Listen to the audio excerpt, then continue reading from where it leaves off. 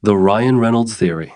Ryan Reynolds isn't acting. He's just being Ryan Reynolds. That's the core of the theory that in every movie, no matter the character's name, costume, or profession, it's still the same fast-talking, sarcastic, charming, slightly self-deprecating guy we've seen in every interview, red carpet appearance, or aviation gin commercial. Whether he's Deadpool, Guy from Free Guy, Van Wilder, or The Proposal's Andrew Paxton, it's basically Reynolds wearing a different hat. Now, here's why this theory makes sense. In Hollywood, most actors vanish into roles.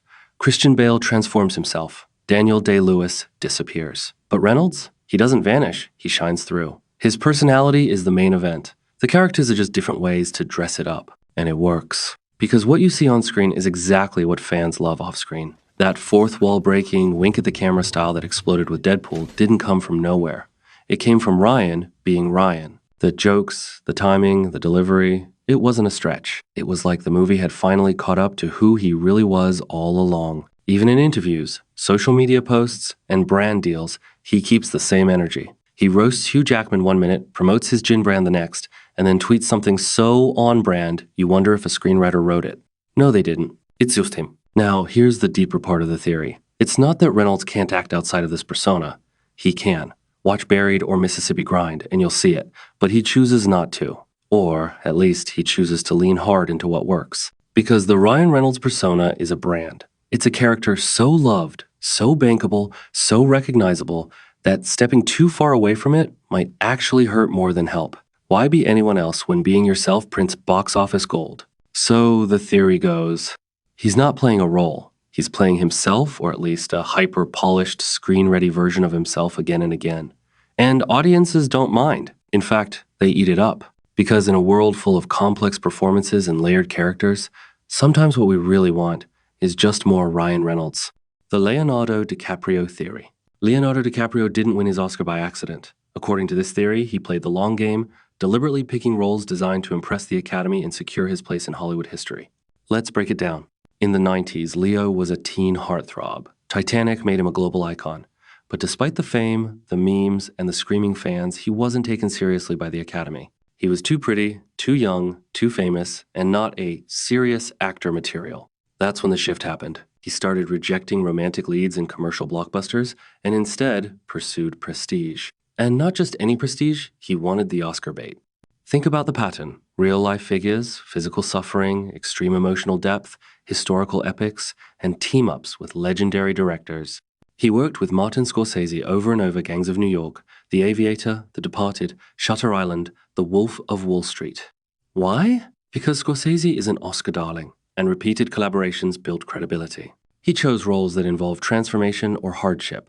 In The Aviator, he played Howard Hughes spiraling into madness. In Revolutionary Road, he broke away from his Titanic image with raw emotional pain. In J. Edgar, he aged up, donned prosthetics, and played a controversial historical figure. But even with all that, no Oscar. So he doubled down. Then came The Revenant. The role checked every box on the unspoken Oscar checklist. Extreme physical suffering with freezing cold, eating raw bison liver. Minimal dialogue with less talking and more emoting. Historical setting, gritty realism, and a huge director. It was less about acting in the traditional sense and more about enduring. He wasn't just playing a part, he was surviving it. And the Academy fell for it. The theory says Leo knew exactly what he was doing. He didn't just want any Oscar. He wanted the kind that came from undeniable hardship and artistic sacrifice. The kind that said, you've earned it.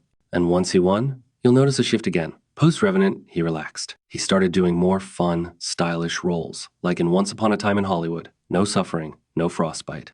Just Leo having fun on screen. Because the theory isn't that DiCaprio needed an Oscar to validate his talent. The theory is, he wanted one so badly. He architected a career around getting it, and once he did, he went back to just being the actor he wanted to be. The Adam Sandler theory. Adam Sandler is not lazy. He's just smarter than everyone thinks. For years, people mocked his movies. Critics tore them apart. Reviewers called them juvenile, lazy, or just plain bad. Jack and Jill, Grown Ups, That's My Boy. It became a running joke that Sandler was making movies nobody actually liked, yet somehow they kept making money. A lot of money. That's where the theory comes in. The idea is this. Adam Sandler figured out how to play the Hollywood system. Instead of chasing critical acclaim, Sandler chased fun and financial freedom. He started writing movies that were easy to produce, guaranteed to turn a profit, and most importantly, gave him an excuse to hang out with his friends in exotic locations. Grown Ups is literally just a vacation with a film crew. Blended is shot in a luxury resort. Just Go With It, shot in Hawaii with Jennifer Aniston during the winter. Coincidence? Not likely. He built his own production company, Happy Madison, hired his friends for almost every movie, and kept the budgets low. So even when a movie bombed with critics, it made enough at the box office or through streaming deals to justify the next one. He was playing chess while everyone thought he was finger painting. And here's the twist. He can act. When he wants to, Punch Drunk Love, Uncut Gems, the Meyerowitz stories. Sandler proved that, when given the right material, he could deliver award-worthy performances. But he does it rarely, and on his own terms. Almost like he's reminding everyone, I could do this full-time, I just choose not to. Because at the core of the theory is this idea. Sandler isn't failing upwards, he's winning sideways. He's not trying to impress film snobs. He's building a comfortable life, making his friends rich, and occasionally dropping a performance so good it makes Hollywood nervous. He cracked the code, make people laugh, cash the check, enjoy the ride, and when the world forgets how talented you are, blow them away with something like Uncut Gems just to keep them on their toes. That's the Adam Sandler theory. Not lazy, just playing the long game in basketball shorts. Nicolas Cage didn't just do weird movies because he wanted to. He did them because he had to. At one point, Cage was one of the highest paid actors in Hollywood. National Treasure, Face, Off, Con Air, he was raking in millions.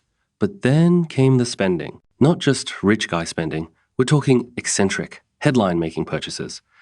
A private island, 2 European castles, 15 houses, a haunted mansion in New Orleans, a dinosaur skull he had to return because it was stolen, a pet octopus for acting inspiration, and even 2 albino king cobras. By 2009, Cage owed over $6 million to the IRS in back taxes. He blamed his business manager. The business manager blamed Cage. The courts didn't care. The debt was real. But here's where it gets interesting. Most celebrities would go bankrupt. Cage didn't. He decided to act his way out of debt. Literally.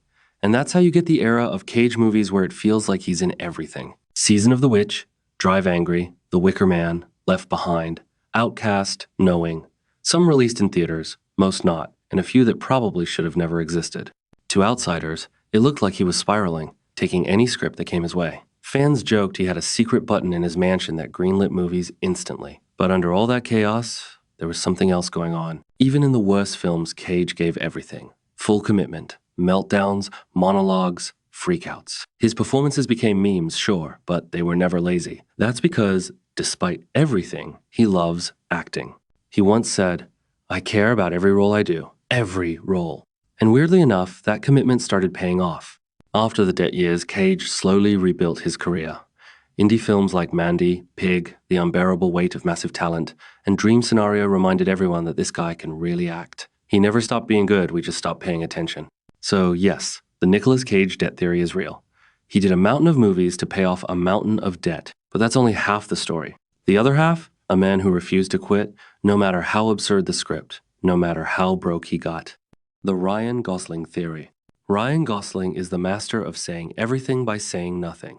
That's the theory, that Gosling has built his entire acting career around minimalism, where silence, stillness, and subtlety do the heavy lifting. While other actors go loud, wild, or explosive, Gosling strips it all back, often doing less, and somehow that makes his characters feel more real. Just look at the roles he chooses. Almost every role he plays feels like a literally me character. In Drive, he barely speaks. He plays a nameless stunt driver with a toothpick and a jacket whose entire personality is built on long pauses, sideways glances, and sudden bursts of violence. No backstory.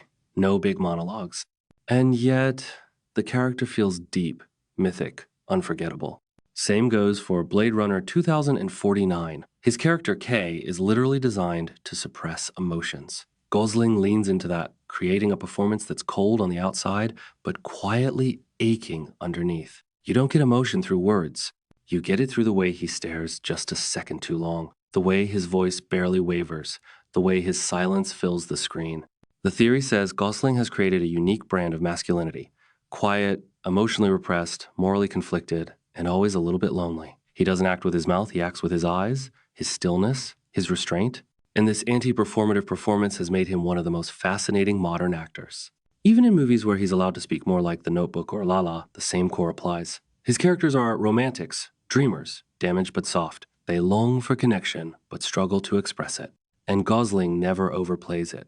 He lets the audience lean in. He gives us just enough to feel it, but never too much to break the illusion. Then there's Barbie, the most recent and most revealing twist in the theory. Ken is loud, flashy, absurd, and Gosling nails it. But the real genius is that he plays Ken like one of his quiet characters in a loud world. He's expressive, yes, but the emptiness, the longing for purpose, the fragile masculinity, it's all still there, just hidden under layers of camp and comedy. He brings depth to a joke, and that's when you realize the theory still holds up, even in Pink. So, what's the takeaway? Ryan Gosling's secret isn't that he's stoic, it's that he understands when to hold back. He knows the power of a pause, the weight of a look, the meaning behind the silence. He's built a career by trusting the audience to feel what isn't being said. And somehow, in doing less, he always ends up doing more. The Joaquin Phoenix theory. Joaquin Phoenix never plays a character. He becomes one to the point where the line between acting and reality starts to blur. That's the heart of the theory. Joaquin Phoenix doesn't perform roles. He disappears into them, method acting taken to an almost dangerous extreme. And because of that, people have started to believe that he's not just acting out a script. He's crafting entire psychological experiences. Let's start with the obvious example, Joker. Most actors would treat the role like a job. But Joaquin? He lost over 50 pounds, isolated himself for weeks, developed an awkward, haunting laugh based on people with real neurological conditions, and insisted on improvising scenes to the point where co-stars didn't know what he'd do next. His Arthur Fleck didn't feel like a performance. It felt like a man unraveling because Phoenix wanted it to feel that way. But this theory didn't start with Joker. Go back to Walk the Line. He learned to sing and play guitar just like Johnny Cash. No lip syncing, no shortcuts. He lived as Cash for months. Same thing in The Master. He twisted his posture, clenched his jaw, and completely restructured how he walked, talked, and thought. Paul Thomas Anderson described it as like filming a wild animal. Then there's I'm Still Here. That's where the theory reaches its most intense form. In 2009, Phoenix announced he was quitting acting to become a rapper. He grew a beard, mumbled through interviews, and gave what looked like a complete mental breakdown on live television. Everyone thought he had lost it. But a year later, it was revealed to be a performance. An elaborate hoax for a fake documentary. For a full year, Joaquin pretended to fall apart in front of the world, just to prove a point about celebrity culture and identity, which leads to the bigger idea. Joaquin Phoenix isn't trying to entertain us. He's trying to explore something deeper. He uses each role as a way to interrogate his own psychology, to blur the line between actor and character, fiction and truth. In a way, he's never fully himself, and never fully anyone else, just a vessel for something real. And maybe that's why he's so selective. He disappears for years. He rejects blockbusters. He turns down interviews, because the only roles he wants are the ones that challenge who he is and change him by the time they're over.